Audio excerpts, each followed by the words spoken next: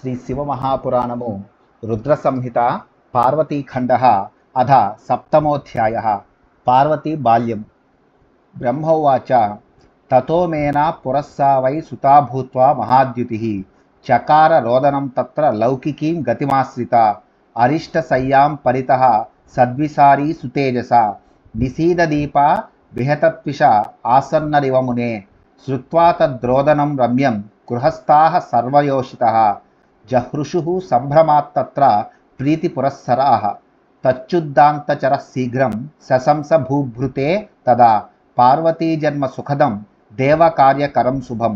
బ్రహ్మ ఇట్లు పలికెను. మహా తేజస్వినియగు ఆమె అప్పుడు మేన ఎదుట కుమార్తె అయి జన్మించి లోకపు పోకడను అనుసరించి రోధించెను. ఓ మహర్షి, ఆమె పరుండిన మంచము చుట్టూ వ్యాపించిన ఆమె యొక్క గొప్ప తేజస్సుచే రాత్రి యందు కూడా అతడి దీపములు వెనువెంటనే వెలవెలబోయినవి. ఇంటి అందలి స్త్రీలందరూ ఆమె ఏడ్చుటను వినిరి. ఆ ఏడుపు మనోహరముగా నుండెను. వారు తొందరగా అతడికి వచ్చి ప్రేమతో ఆనందముతో పులకించిరి. అప్పుడు దేవకార్యమును సిద్ధింపజేసే శుభకరమునగు ఆ పార్వతి పుట్టుటను గూర్చి హిమవంతుని అంతఃపుర పరిచారకుడు ఆ రాజులకు శీఘ్రమే తెలిపెను. తచ్చుద్దాంత చరాయాసు పుత్రీ జన్మ సుశంసతే శ్వేతాత పత్రం నాదేయమాసీత్తస్య మహీభృతః గతస్తత్ర గిరిః ప్రీత్య సుపురోహిత సద్విజః దదర్శ తనయాం తాం తు శోభమానాం సుభాసస నీలోత్పల దళశ్యామాం సుద్యుతిం సుమనోరమాం దృష్ట్వా చ తాదృశీం కన్యాం ముమోదాతి గిరీశ్వరః సర్వే చ ముముదుస్తత్ర పౌరాశ్చ పురుషాస్త్రియః తదోత్సవో మహానాసీన్నే దూర్వాద్యాని భూరిసః. ఆ పర్వతరాజునకు కుమార్తె జన్మించినదని శుభవార్తను చెప్పిన ఆ అంతఃపుర పరిచారకునకు తన శ్వేత ఛత్రాన్ని దానము చేయుట విడ్డూరమనిపించలేదు. ఆ శైలరాజు పురోహితునితో బ్రాహ్మణులతో కూడి ఆనందముతో అతడుకు వెళ్ళి గొప్ప కాంతులతో శోభిల్లుచున్న ఆ కుమార్తెను చూచెను.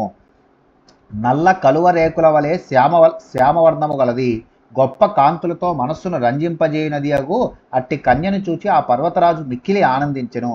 అచ్చటనున్న పురుషులు స్త్రీలు అందరూ పౌరులు కూడా ఆనందించిరి. అప్పుడు గొప్ప ఉత్సవము జరిగెను. అనేక వాద్యములు మ్రోగింపబడినవి. బభూవ మంగళం గానం నునృతుర్వారయోషితః దానం దదౌ ద్విజాతిభ్యో జాతకర్మ విధాయ చ అధద్వారం సమాగత్య చకారసు మహోత్సవం హిమాచలః ప్రసన్నాత్మ భిక్షుభ్యో ద్రవిణం దదౌ అధ ముహూర్తే సుమతే హిమవాన్ మునిభిః సహ నామాకరోత్ సుతాయాస్తు కాళీత్యాది సుఖప్రదం దానం దదౌ తదా ప్రీత్య ద్విజేభ్యో బహుసాదరం ఉత్సవం కారయామాస వివిధం గానపూర్వకం. మంగళగానములు పాడబడెను. వారాంగణలు నాట్యములను చేసిరి. హిమవంతుడు జాతకర్మను చేసి బ్రాహ్మణులకు దానమునిచ్చెను. అప్పుడు హిమవంతుడు సింహద్వారము వద్దకు వచ్చి గొప్ప ఉత్సవమును చేసెను. ఆయన ప్రసన్నముకు మనస్సు గలవాడై భిక్షుకులకు ధనమునిచ్చెను. ఓ సుబుద్ధి, హిమవంతుడు శుభముహూర్తమునందు మునులతో కూడి ఆమెకు కాళీ మొదలగు సుఖకరమగు పేర్లను పెట్టెను. అప్పుడు ఆయన మిక్కిలి ఆదరముతో బ్రాహ్మణులకు దానమునిచ్చెను మరియు వివిధ గాన కచేరీలతో కూడిన ఉత్సవమును చేయించెను. ఇత్తం కృత్వోత్సవం భూరి కాళీం పశ్యన్ ముహుర్ముహుః లేభే ముదం స పత్నీకో బహుపుత్రోపి భూధరః తత్ర సా వవృధే దేవి చార్వంగి చారుదర్శన దధ్రే చానుదినం రమ్యాం చంద్రబింబ కళామివ కులోచితేన నామ్నాతాం పార్వతీ త్యాజుహావః బంధుప్రియాం బంధుజనై సౌశీల్య గుణసంయుతాం ఏవం సా కాళికాదేవి గిరిరాజ గృహే శివ గంగేవ వర్ష సమయే శరదీవాధ చంద్రిక. ఆ హిమవంతుడు అనేక పుత్రులు గలవాడైనను భార్యతో కూడి ఈ తీరిన పెద్ద ఉత్సవమును చేసి ఆ కాళిని మరలా చూచుచూ ఆనందమును పొందెను. సుందరమగు అంగములతో చూడచక్కనైన ఆ దేవి అతట ప్రతిదినము సుందరమగు శుక్లపక్ష చంద్రబింబము వలె పెరుగజొచ్చెను.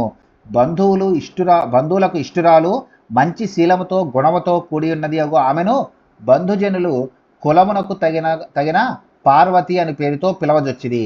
ఆ ఉమాదేవి హిమవంతుని గృహములో వర్షాకాలమందలి గంగవలే శరత్కాలమందలి వెన్నెల వలె ప్రకాశించెను.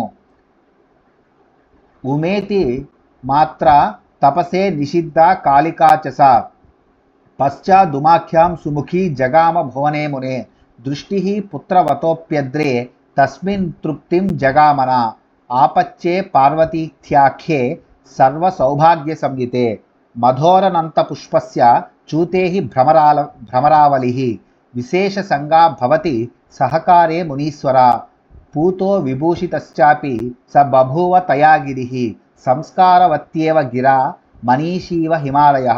ఓ మహర్షి, భవిష్యత్తులో ఆ కాళి తపస్సునకు ఉపక్రమించగా తల్లి ఉమా అనగా అబ్బే వద్దు అని నిషేధించును. అప్పటి నుండియే ఆ సుందరికి ఉమా అను పేరు లోకములో ప్రసిద్ధిని గాంచెను. హిమవంతుడు పుత్ర సంతానము గలవాడే అయినను సర్వ సౌభాగ్యవతికు పార్వతి అను పుత్రికను ఎంత చూచినను ఆయనకి తనివి తీరలేదు. వసంత ఋతువు యందు అనంత సంఖ్యలో పుష్పములున్నను తుమ్మెదల దండు మామిడి చెట్టుపై విశేష ప్రీతిని కలిగి ఉండును గదా. సంస్కారవంతముగు వాక్కుచే విద్వాంసుడు వలె ఆ హిమవంతుడు ఆమెచే పవిత్రితుడాయను మరియు అలంకృతుడాయను. ప్రభా మహత్య శిఖయేవ దీపో భవనస్య చ త్రిమార్గ ఏవ సన్మార్గః గిరిజయా గిరిః కందుకైః కృత్రిమైః పుత్రైః సఖీ మధ్యగతా చ సా గంగా సైకత వేదిభిర్ బాల్యేరేమే ముహుర్ముహుః అధ దేవీ శివాసా చ ఉపదేశ సమయే మునే పపాట విద్యా సుప్రీత్య యతచిత్తా సద్గురోః. గొప్ప కాంతులను విరజిమ్మే అగ్నిశిఖలతో దీపము వలె మందాకినితో అనగా పాలపుంతతో బ్రహ్మాండంలోని నక్షత్ర మార్గము వలె హిమవంతుడు గిరిజతో కూడి ప్రకాశించెను. ఆమె బాల్యమునందు సకులతో కూడి గంగానది యొక్క ఇసుక తిన్నెలపై బంతులతో ఆటబొమ్మలతో చిరకాలము క్రీడించెను. ఓ మహర్షి, తరువాత ఆ శివాదేవి విద్యారంభ సమయములో ఆరంభించి సద్గురువు వద్ద నుండి పరమప్రీతితో మనస్సును లగ్నము చేసి విద్యలను స్వీకరించి పఠించెను.